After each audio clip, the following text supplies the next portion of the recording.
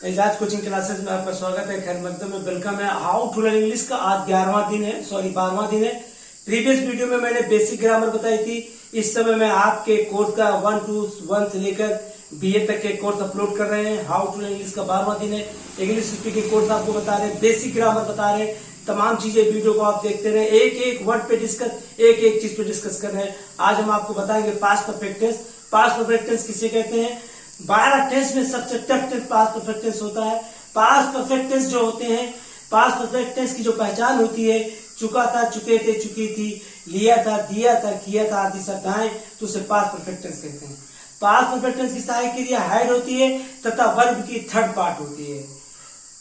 Past perfect tense में past perfect tense ज्यादातर इसका इस्तेमाल सामान्यतः कॉम्प्लेक्स सेंटेंस में किया जाता है। पास्ट परफेक्ट टेंस में दो घटनाएं घटित होती हैं।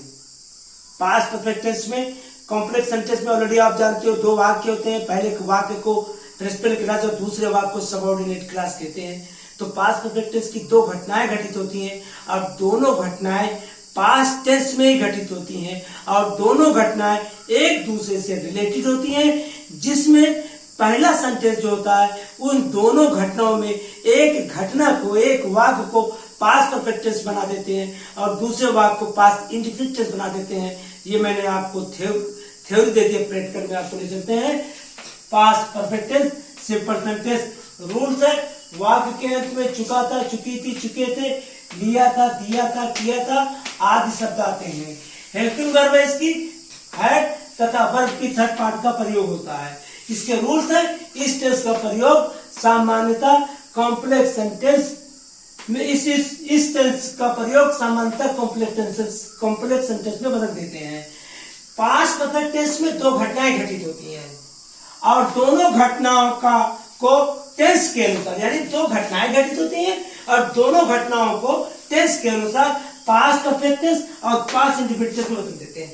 अब हम आपको बताएंगे दोनों घटनाओं में कौन सी घटना को पास्ट परफेक्ट टेंस में बदलेंगे और कौन सी घटना को पास्ट इंडेफिनिट टेंस में बदलेंगे। एग्जाम्पल है, मैंने आपको बताया था कि दो घटनाएं घटित होती हैं, दोनों घटनाएं पास्ट परफेक्ट टेंस में होती हैं और दोनों घटनाएं एक दूसरे के रिलेटेड होती है।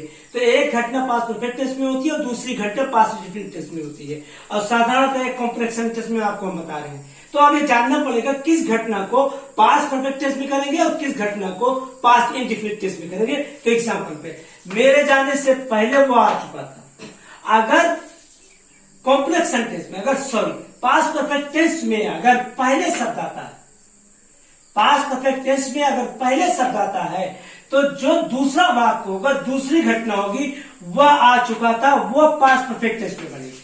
तो मेरे जाने से पहले वो आ चुका था तो ये हो गया ही हैड कम, यानी यह घटना ऑलरेडी पहले ही पास्ट परफेक्ट टेंस में है तो हमने इसको पास्ट परफेक्ट टेंस में बना दिया ही हैड कम। और पहले अंग्रेजी बिफोर होती है और जो मेरे जाने से इसकी जो दूसरी घटना है उसको मैंने लिख दिया आई हैड। तो इसका मतलब होता है कि अगर पहले शब्द पास्ट परफेक्ट टेंस में आता है तो पहला वाक्य जो इंग्लिश में ट्रांसलेशन करेंगे वो पास्ट परफेक्ट टेंस में होगा और जो उसका दूसरा वाक्य होगा पास्ट इंडेफिनिट टेंस में होगा।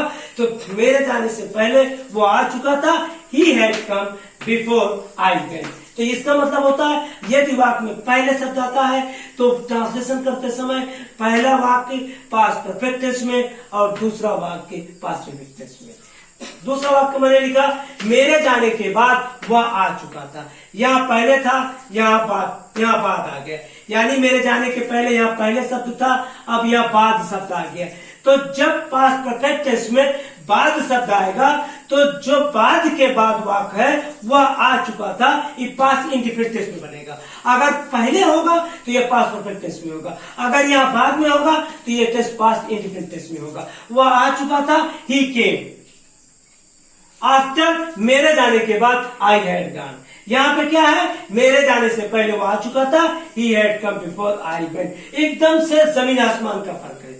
यानी अगर पहले शब्द आता है तो वह आ चुका था पास्ट पहले वो आ चुका था पास्ट परफेक्ट टेंस में, दूसरा वाक्य पास्ट इंडिफिनिट टेंस में। अगर यहाँ बाद शब्द आता है तो वह आ चुका था पास्ट परफेक्ट टेंस में और मेरे जाने के बाद पास्ट परफेक्ट टेंस में बनेगा।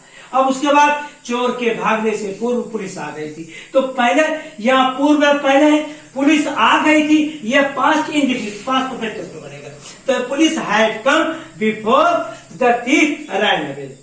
दूसरा वाक्य चोर के भागने के बाद पुलिस आ गई थी, तो यहाँ पे बाद शब्द है, जब यहाँ पे बाद शब्द है तो पुलिस आ गई थी, ये पास्ट इंडिफिनिट टेंस में बनेगा। तो ये होगा the police came after the thief had gone. यानी कि अगर बिफोर शब्द आएगा तो इंग्लिश में ट्रांसलेशन करते समय कॉम्प्लेक्स सेंटेंस में उस पहले वाक्य को पास्ट परफेक्ट टेंस में बदल देंगे और दूसरे वाक्य को पास्ट इंडिफिनिट टेंस में। यदि हिंदी में बाद शब्द आएगा पास्ट परफेक्ट टेंस में तो पहले वाक्य को पास्ट इंडिफिनिट टेंस में बदल देंगे और दूसरे वाक्य को पास्ट परफेक्ट टेंस में बदल देंगे। ये बेटा मैंने आपको आज पास्ट परफेक्ट टेंस का कॉम्प्लेक्स सेंटेंस मैंने आपको बता दिया और हमें उम्मीद है कि आप इसको देखोगे और मेरी बातों को अगर ध्यान से सुनोगे तो पास्ट परफेक्ट टेंस आपको समझ में आ गया। कल आपको इसका नेगेटिव बताएंगे। That's all my dear student.